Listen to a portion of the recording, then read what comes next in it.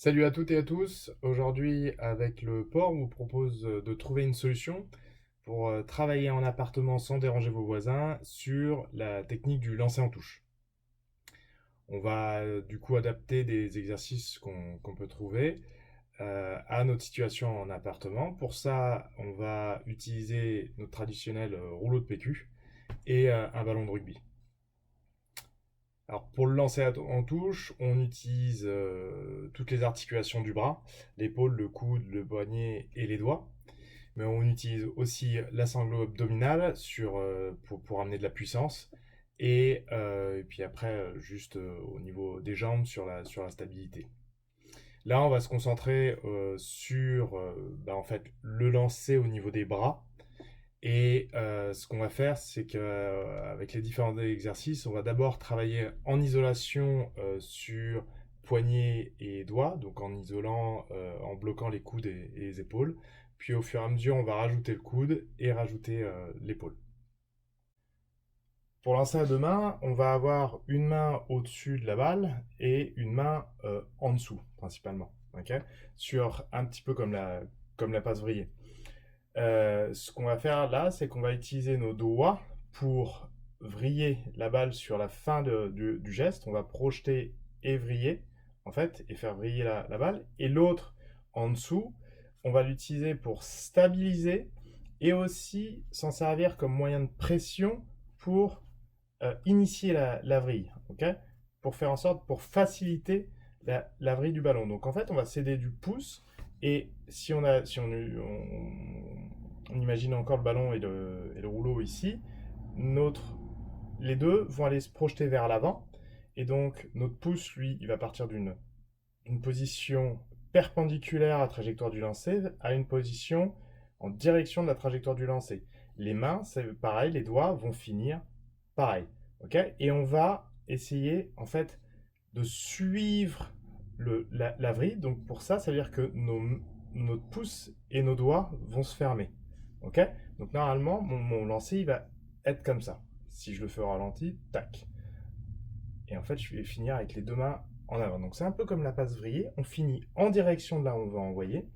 Et comme pour la passe vrillée, on finit avec les doigts qui replient pour initier la vrille, on finit avec les doigts qui replient, le pouce aussi. Alors si on regarde maintenant au niveau de la prise de balle, plutôt que sur le rouleau de PQ. On va donc avoir une main qui va être sur l'arrière. Ce qu'on voit souvent, c'est justement avec les doigts qui viennent se placer au niveau de la couture pour avoir un grip supplémentaire. Donc sur l'arrière du ballon, plus ou moins en arrière selon aussi la taille de votre main et là vous vous sentez bien. Donc cette main sur l'arrière va se retrouver avec les doigts plutôt sur le dessus. Ok, et l'autre main qui va venir donc aider à faire un support d'appui, soit à peu près presque à la même hauteur, légèrement devant, soit un peu plus vers le milieu. Et alors c'est là justement où soit vous allez placer le pouce comme pour le rouleau de PQ, je vous disais, plutôt à 90 degrés, ou pour certains justement vous n'allez pas prendre appui sur le pouce, mais au lieu de prendre un appui de haut en bas, vous allez forcer votre main en fait, à appuyer latéralement. Ok, et dans ces cas-là, votre pouce, parce que vous préférez, vous allez plutôt le mettre presque parallèlement à la direction, ok, mais vous avez appuyé une pression latérale entre les deux mains pour justement vous aider et initier de toute manière la spirale, le spin avec les doigts et en fait en vous appuyant sur la paume de main. Ok, donc c'est vraiment soit avec le pouce, soit avec la paume de main. On prend appui en fait et on spin. Ok. Dans tous les cas, même là, quand je vais envoyer la balle, je vais suivre et j'ai bien mes deux mains, même si soit je suis en dessous et donc je ferme, soit je suis sur le côté, ok, et j'ai quand même, en fait, je prends appui, je spin et j'ai quand même mes deux mains qui finissent en direction du lancer de la balle. Alors, premier exercice, on va prendre un rouleau de PQ et puis une cible. Moi, j'ai pris le traditionnel nounours de ma fille. C'est bien comme ça me donne une cible un petit peu presque vivante. Je le mets tranquillement dans sa chaise. Et je vais lui envoyer dessus un rouleau de PQ. Cette fois-ci, on va isoler poignet et doigts et essayer de travailler juste en fait avec les avant-bras en même temps. Mais, mais du coup, l'articulation du coude va fonctionner, mais pas celle de l'épaule. Okay, donc on va coller les coudes, okay, et on va essayer de garder les coudes collés. C'est-à-dire que je vais faire le geste comme ça, mais je ne vais pas m'avancer. Okay, donc je vais envoyer. Et là, ce que je vais vouloir, c'est essayer de vriller ma balle, d'envoyer aussi fort que possible et d'envoyer dans mon ours.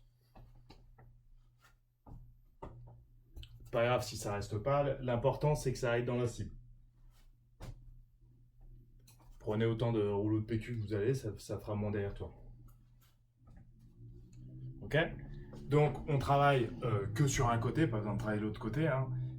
J'envoie, à chaque fois, je fais rouler et je finis avec mes doigts en direction. J'ai fermé mon pouce, j'ai fermé mes doigts. Donc je suis parti de là, ici.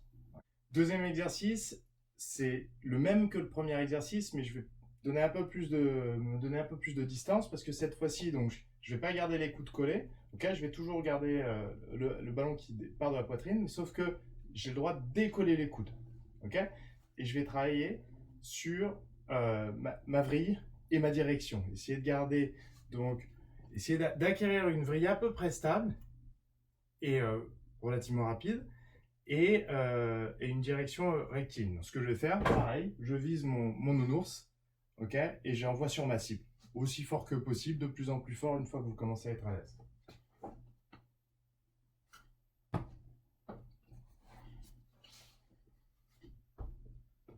La deuxième était mieux. Une variante du premier exercice qui vous permet de travailler juste avec un rouleau de PQ et avec énormément de répétitions sans aller chercher le rouleau ou la balle. C'est tout simplement travailler sur son lit, sur un canapé, enfin en position allongée. Vous allez garder donc le même geste, premier variante pour les premiers et deuxième exercices, et vous allez essayer de l'envoyer le plus verticalement possible au-dessus de vous. Et j'essaie de garder mon rouleau stable et de finir les mains en face.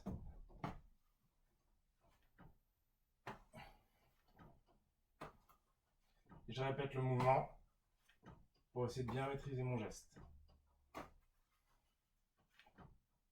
Voilà. L'avantage de cet exercice, c'est que je peux aussi le faire avec un ballon.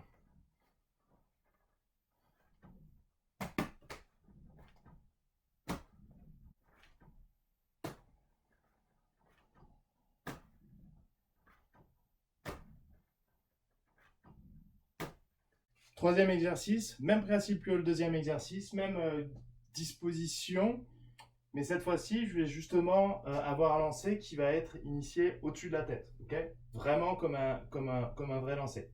Je vais viser fort vers le nounours, okay. Ce que vous pouvez faire, c'est que si vous avez une disposition qui vous le permet, vous essayez de surélever le nounours, enfin votre cible plutôt, à hauteur de votre tête. Et donc j'essaie d'envoyer aussi régulièrement que possible sur le nounours. En essayant de garder bien stable.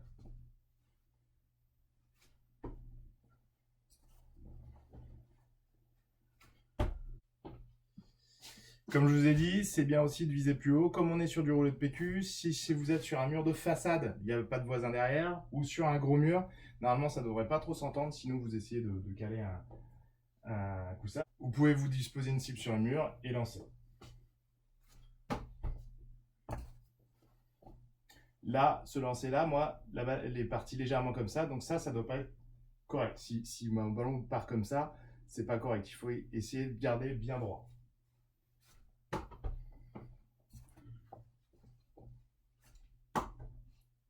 Et on finit les mains bien en face. Comme pour les deux premiers exercices, je peux faire la variante allongée sur le lit avec le PQ ou le ballon de rugby, ok, avec la position, en partant de la position derrière la tête, au-dessus de la tête, allongée sera derrière. Et j'essaie de finir avec les mains bien en face.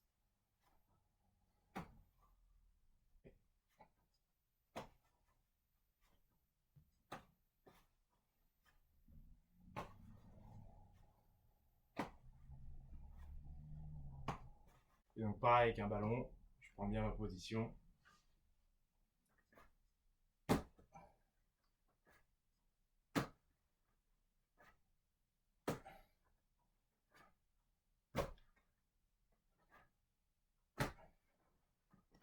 Donc je travaille pas fort, donc c'est juste je travaille sur le geste en lui-même et la maîtrise de mon geste avec peu de force. Et après, au fur et à mesure, justement, une fois que je commence à bien le maîtriser et que je peux aller dehors, je vais pouvoir le travailler en allant de plus en plus fort. Soit en jetant contre un mur, soit en jetant, si vous pouvez, quelqu'un face à quelqu'un. Mais voilà, donc là au moins, c'est la maîtrise du geste. Du coup, avec ces différents exercices, j'espère que vous aurez trouvé un moyen d'appréhender le geste et de le travailler chez vous tranquillement 5, 10, 15 minutes par jour quand vous avez le temps pour vraiment commencer à progresser et acquérir le geste avant de pouvoir sortir et vous exercer avec un vrai ballon, avec des vrais partenaires et vous améliorer encore plus. A plus, on se voit la prochaine fois pour encore une autre séance. Salut!